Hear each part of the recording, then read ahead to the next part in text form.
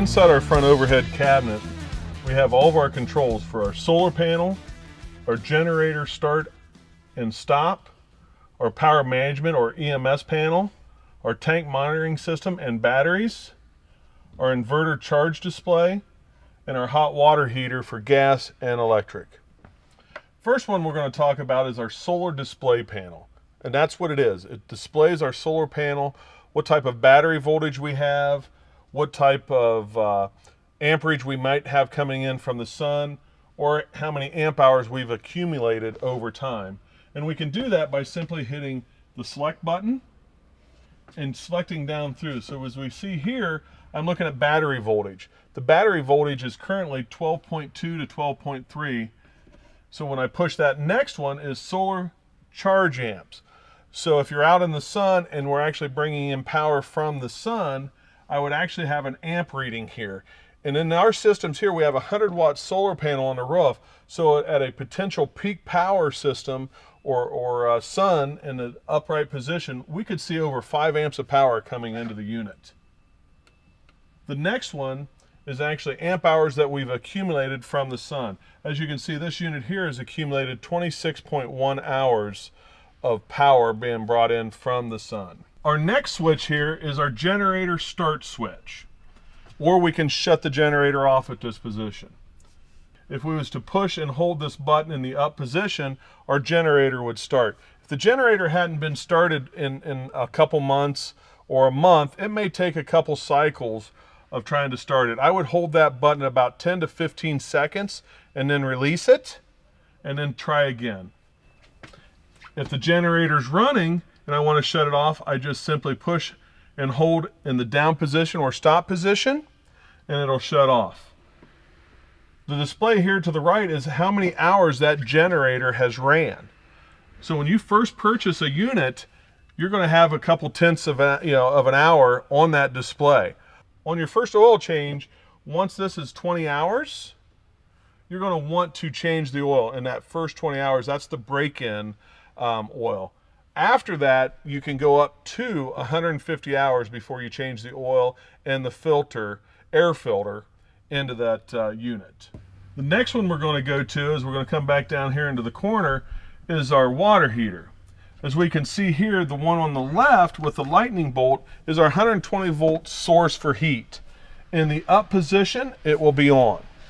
On the right hand side here where the little flame indicator is for our LP gas. You'll have to have your 12 volt system on. So if I want to light the water heater, I just push in the up position and it'll light. If it fails to light, it'll actually turn this indicator red on the gas portion. One of the biggest questions we get from our customers and or dealers is, can I run both heating sources at the same time? The answer is yes. As long as you have the 120 volt source and gas to the unit, you can heat the water with both of those heating sources. The recovery time is much quicker. The next switch we've got here is our Magnum Energy control switch for our 1000-watt Magnum inverter, pure sine inverter. So what we want to do is if we're driving down the highway and I want to watch TV, what I can do is turn my inverter on. My engine, as I'm running down the road, is sending voltage or 12 volts back to the unit. So I've got an endless supply of 12 volts of energy to convert to 120. All I need to do is simply push this button once to wake it up, push it again, and a green light appears here where I'm inverting. And now I've actually supplied power to my entertainment system. So my front TV, my rear TV, and my Blu-ray player. The only time I need that inverter on is if I'm watching TV. Without being plugged into shore power. Any other time, please shut your inverter off.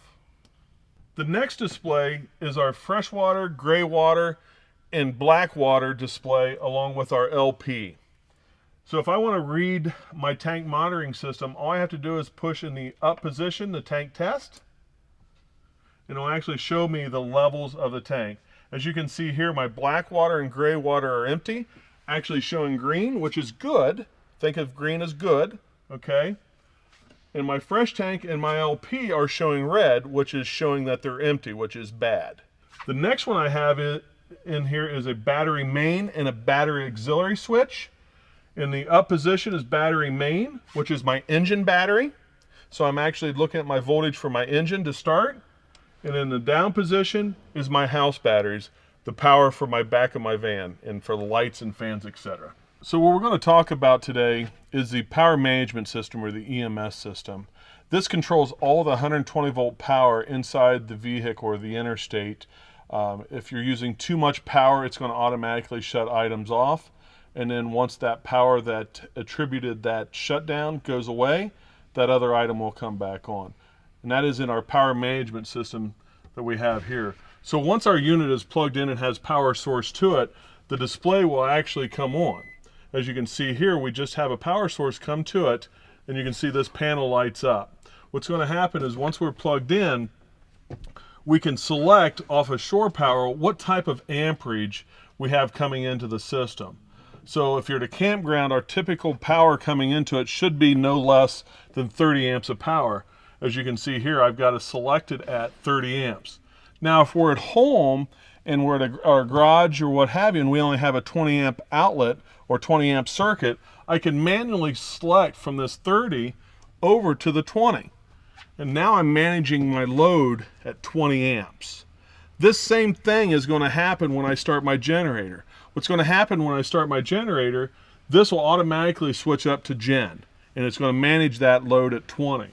So once this number here increases up, say if my air conditioner comes on, it may be 16, 17 on that display, which is 16 or 17 amps. It's going to run perfectly.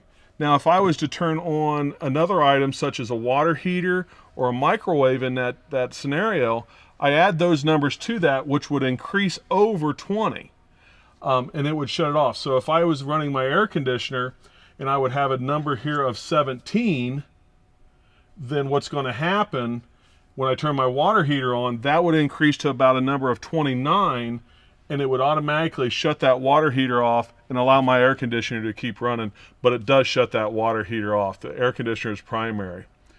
Now the opposite of that, it happens if I start my microwave will stay on, but it'll shut everything off above it, from water heater, air conditioner, and the coffee circuit. The reason that is primary is because typically when you're cooking in a microwave, you may only be heating something up for 30 seconds to 3 minutes. So in that case, you're only going to lose your air conditioner for about 4 minutes. There's 2-minute intervals between the checks of the air conditioner being shed. So in 4 minutes, that is the second check. That air conditioner and all those circuits will come back on because the microwave shut off in 3 minutes. One of the questions we get here at Airstream is about boondocking or dry camping, basically off the grid. The efficiency of the coach is all determined by how you use the vehicle. So one of the things that you always want to make sure is that you don't have ceiling lights on or fans on if you don't need them, or if you're not using them, or your inverter in the on position if you're not watching TV. Those items will actually drain your battery down quicker. Along with your LP gas, you've got an electronic gas valve that holds your gas valve open. So if you're not using any gas appliances, water heater, stove, or using your generator, there's no reason you would want that LP on. So you'd want to shut your LP gas valve off down at the fill station.